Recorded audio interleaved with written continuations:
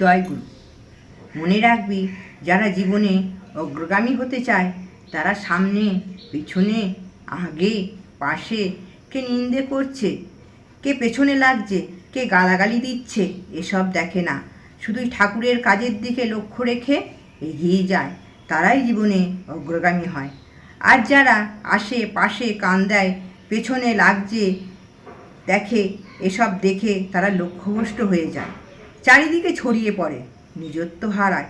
তাই কখনো লোকের কথায় কান দিলে হবে না। যে যা বলবে বলুক, তুই তোর কাজটা ঠিক করে যাবি।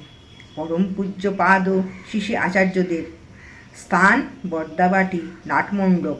সময় রাত 9টা 3, 26/6/2025। জয় গুরু।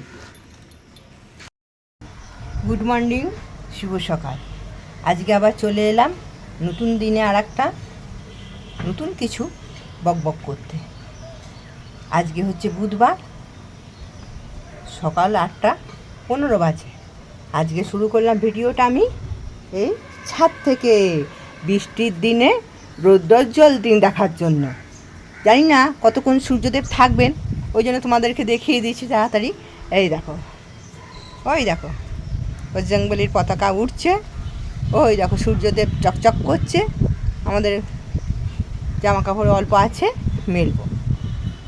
আচ্ছা, এই যে শুরু করলাম আজকে, দেখবে দাঁড়াও তো দেখিয়ে দিই ভালো করে। সূর্যদেব, ওই দেখো সূর্যদেব দেখতে পাচ্ছ?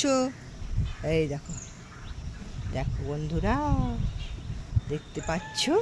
দেখো দেখো, ওই দেখো আমার, ওই দেখো দুটো শালিক দেখে নাও, 2 শালিক দেখো। দাঁড়াও তোমাদেরকে দেখাই, দেখি পালায় না যেন। পালাবি না। ওই দেখো, ওই দেখো 2 শালিক, ওই দেখো 2 শালিক। যা যা, চলে গেল চলে গেল চলে গেল, আর দেখাবো না। এই দেখো, এই দিকে আম গাছের ডাল ছেটে দিয়েছে। এবার আম কিনে কিনে খাও সব। এই দেখো সব আম ডাল ছেটে দিয়েছে, দেখতে পাচ্ছ? আম ডাল ওখানে যে আম গাছটা কেটেছে তার সাথে এখানে আম ডালগুলো সব ছেটে দিয়েছে। খুব অসুবিধা গাছ, বাড়িতে বেশি গাছপালা থাকলে, হ্যাঁ, দুটো লোকে আর ছেলে বউ থাকলে যা আছে ওতেই হয়ে যাবে। দাঁড়াও দেখাই, এখানটা এদিকটাও ছেটে দিয়েছে সব। এই যে ওদের ট্যাঙ্কির ওপরে ওইখানটা অনেক গাছে ঝোঁক পাড়া ছিল, সব ছেটে দিয়েছে। ওই ডালটা ওই দিকটা দূরেই আছে, সব ছেটে দিয়েছে। দেখো দেখো, একটা শালিক এসে খালি বসছে, ছড়িয়ে নিয়ে। দাঁড়াও, ওই যে খুব অসুবিধা হয়, হ্যাঁ, পাতা পড়বে, জাম পাতা পড়ে ভর্তি হয়ে যাচ্ছে, আম পাতা পড়ে ভর্তি হয়ে যাচ্ছে। আম অত লাগেও না, দুটো লোকের যা ওই গাছ, যা গাছে যা আছে তাই হয়ে যাবে গাদা। সব এদিক ওদিক সব, এদিকে ছাদে এখান দিয়ে ডাল এসেছিলো সেটাও ছেটে দিয়েছে, ওদের ছাদে ডাল গেছিলো সেটাও ছেটে দিয়েছে। সে এটা একদম গাছ একটুখানি করে দিয়েছে, ওতে যা 2-4টে যা হবে ওই হয়ে যাবে, না হলে তখন কিনে আনা হবে। হ্যাঁ, গাছপালা বাড়িতে বেশি থাকলে অসুবিধা। আর এইটুকু জায়গার মধ্যে রাজ্যের গাছ আর ফুল গাছগুলো না হলে হয় না। দুটো এখানে লাল আছে স্থলপদ্ম, আর সাদা স্থলপদ্মটা তো করে দিয়েছিল, জানি না, আমি আবার কালকে দেখছি, কাল থেকে দেখছি পাতাটা একটু বেঁচে উঠেছে। আর আমার দিদিকে দিয়ে একটা স্থলপদ্মর ডাল আবার আমি লাগালাম। দেখা যাক যদি হয়, বর্ষাকাল তো লেগে যাবে মনে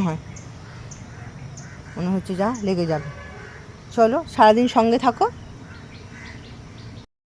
দেখো বন্ধুরা, জলখাবার নিয়ে চলে এসেছি, আমাদের প্রিয় মুড়ি বেগুনি ভাজা। এই দেখো 2 বুড়ো বুড়ির খাবার চলে এসেছে, সঙ্গে এসেছে চা, জল। দেখতে পাচ্ছ বন্ধুরা, আমরা টিফিন করে নিই। এখন দেখবে বেশি বেলা হয়নি, দেখো তো, সকালে তো ঘড়ি দেখায়নি। এই দেখো ঘড়ি, দেখো 10টা বাজে সবে। আমরা টিফিনে বসে পড়ছি। পুজো টুজো দেওয়া হয়ে গেছে, সব কমপ্লিট। এবার টিফিন করে নেব, টিফিন করে নিয়ে আবার দুপুরের খাবার দেখা যাক কি হয়। সূর্যদেব এখনও আছে বিরাজমান, হঠাৎ করে একটু মেঘ করলো, তারপরে আবার ঠিক হয়ে গেল। দেখা যাক। কারেন্টও এখনও আছে, কারেন্টটাও তো খুবই চলে যাচ্ছেন, খালি ঘুরে ঘুরে আসছেন, দেখা দিচ্ছেন আবার চলে যাচ্ছেন কারেন্ট দাদা। সূর্যদেব আজকে দেখছি বর্তমান আছেন এখনও, দেখা যাক, মুড়িটা খেয়ে নিই। তোমাদের টিফিন হলো নাকি বলবে। এই দেখো, দেখবে, এই দেখো মুড়িটা। বেগুনিগুলো যা হয় সুন্দর খাস্তা, দারুণ, দেখতে পাচ্ছ, বড় বড় বেগুনি, দেখো খাস্তা খাস্তা বেগুনি, দারুণ খাস্তা হয়েছে বেগুনি, দারুণ খাস্তা হয়েছে। জয়গুরু, শুভ সন্ধ্যা। চলে এসছে আজকে ইষ্ট কথায়। পরম প্রেমময় শ্রী শ্রী ঠাকুর রাতুল চরণে জানাই আমার কোটি কোটি প্রণাম। পরম আরাধ্যা জগজ্জননী চরণে জানাই আমার কোটি কোটি প্রণাম। পরম পূজ্যপাদ বরদার চরণে জানাই আমার কোটি কোটি প্রণাম। পরম পূজ্যপাদ আচার্য দেবের চরণে জানাই আমার কোটি কোটি প্রণাম। ঠাকুর পরিবারের প্রত্যেকের চরণে জানাই আমার কোটি কোটি প্রণাম। এখানে উপস্থিত সকল মা ও দাদা জানাই আমার আনন্দিত জয়গুরু, ছোটদের জানাই আমার আন্তরিক ভালোবাসা। আজকের ইষ্ট প্রসঙ্গ হলো, আমরা যখন বিপদে আপদে পড়ব তখন ঠাকুরের সামনে কি বলবো। আমরা নানান বিপদ আপদে পড়ি, নানান ঝড়ঝঞ্ঝাটের মধ্যে দিয়ে মাথায় চলে আসে, তখন আমরা কি করব বুঝতে পারি না। আমরা বিষণ্ণতায় চলে আসা, অবসন্নতা মাথায় চলে আসে। এই সব নানান বিপদ যতই আসুক, যতই ঝড়ঝঞ্ঝাট আসুক, আচার্যদেব কিন্তু আমাদের শিখিয়ে দিয়েছেন আমাদের জীবনটা কীভাবে সুন্দর করে রাখতে হবে, কীভাবে জীবনটাকে সুন্দর সচ্ছল অবস্থায় এগিয়ে নিয়ে যেতে পারবো। তিনি সব কিছুর সলিউশন আমাদের দিয়ে চলেছেন। তিনি অনবরত অসংখ্য ভক্তবৃন্দের নিবেদন শুনে চলেছেন এবং তাদের সমস্যার সমাধান করে, সেখান থেকেও আমরা অনেক সমাধান পেয়ে যাচ্ছি। আমাদের জীবন চলনা ঠিক তেমনি, যত বড় বিপদে আসুক না কেন, ঠাকুরের সামনে গিয়ে কি বলতে হয়, কি বললে ঠাকুর আমাদের সে কথা শুনবেন এবং নিমেষেই আমাদের সমস্ত বিপদ থেকে উদ্ধার করবেন। দেখি আচার্যদেব আজকে কি বললেন। আচার্যদেব বলছেন, এক জায়গায় সমস্ত ভক্তদের নিবেদন শুনছেন, সেইখানে এক দাদা আসলেন বিধ্বস্ত অবস্থায়। এসে তিনি বললেন যে তিনি বাঁচতে চান না। এই দাদা নিজের শিক্ষাগত যোগ্যতায় একটা চাকরিও পেয়েছেন ভালো, জীবনটা শেষ করে দিতে চান। সেটা কোথা থেকে কেন এলো, এটা আপনাকে খুঁজে বার করতে হবে। কোথায় আপনি অন্যায় করেছিলেন? আপনি সরকারি চাকরি করেন, আপনি হয়তো ঘুষ নিয়েছিলেন, সেখান থেকে, সেই বিকৃতি থেকেই আপনার এই ভাবের সৃষ্টি হয়েছে। বর্তমান আচার্যদেব বললেন, তাই ঠাকুরের চরণে গিয়ে এই অন্যায় নিবেদন করতে হবে, অন্যায় কর্মটা স্বীকার করতে হবে, ভুল স্বীকার করতে হবে, আর বলতে হবে আমি বাঁচতে চাই, আমি শুদ্ধিকরণ চাই, তুমি যা ইচ্ছা করো তাই করব। আচার্য বললেন, যতই বড় ঝড়ঝঞ্ঝাট বিপদ আপদ আসুক, আমাদের আঁকড়ে ধরুক না কেন, সেই মুহূর্তে আমরা যদি দয়ালের সামনে গিয়ে বলি আমি বাঁচতে চাই, আমার শুদ্ধিকরণ চাই, তোমার বুদ্ধিতেই চলবো, তাহলে আমাদের সব ঠিক হয়ে যাবে। বেশ কিছু সময় পার হয়ে গেল, সকল মা ও দাদাদের নিবেদন করে চলেছেন, সবাইকার সমস্যার সমাধান করে চলেন বর্তমান আচার্যদেব। কিছুক্ষণ পর ওই দাদা আবার ফিরে আসলেন। ফিরে এসে বললেন, আমি কি চাকরিতে জয়েন করতে পারি? বললে, হ্যাঁ নিশ্চয়ই পারো, তোমার উপার্জনের এক অংশ আমার। আবার তখন ওই দাদা বললেন, আমি কি ঠাকুরের কাজ করতে পারি? বললেন যে হ্যাঁ নিশ্চয়ই পারো। এবং দাদাটিকে বললেন, তুমি আমার জন্যে এক ঝুড়ি ফল নিয়ে এসো।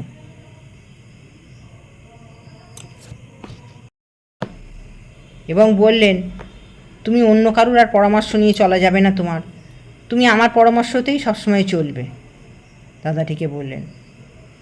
এইভাবে একটা মানুষের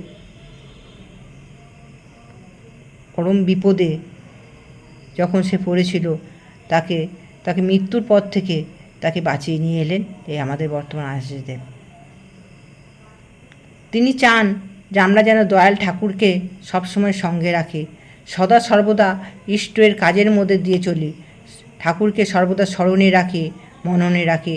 একমাত্র ইষ্টের মধ্যে দিয়েই সেটা সম্ভব, ইষ্ট কর্মের মধ্যে দিয়েই সেটা সম্ভব।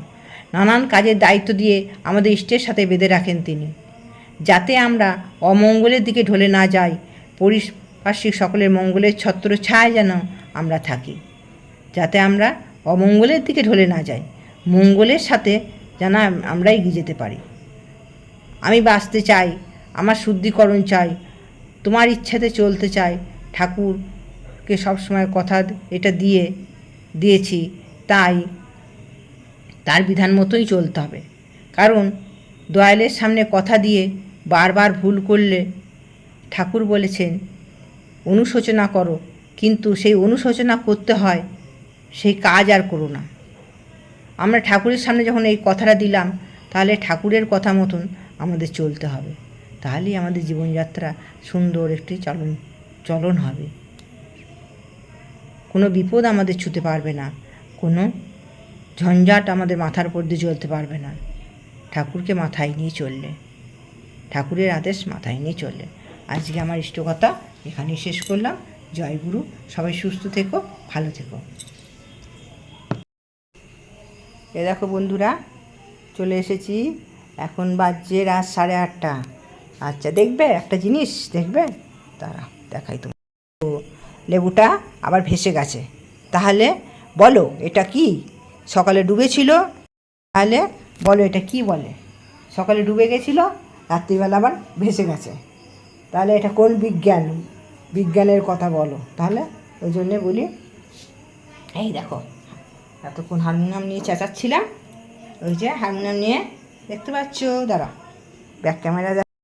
এই যে ঠাকুরের গান বই টই সবগুলো পড়ছিলাম, সন্ধ্যেবেলা ইষ্টকথাটা বলে নিলাম, গানগুলো করছিলাম, করে এবার রাত্রে দেখি কি খাওয়া দাওয়া হয়। হ্যাঁ, খাওয়া দাওয়া করে নিয়ে তারপরে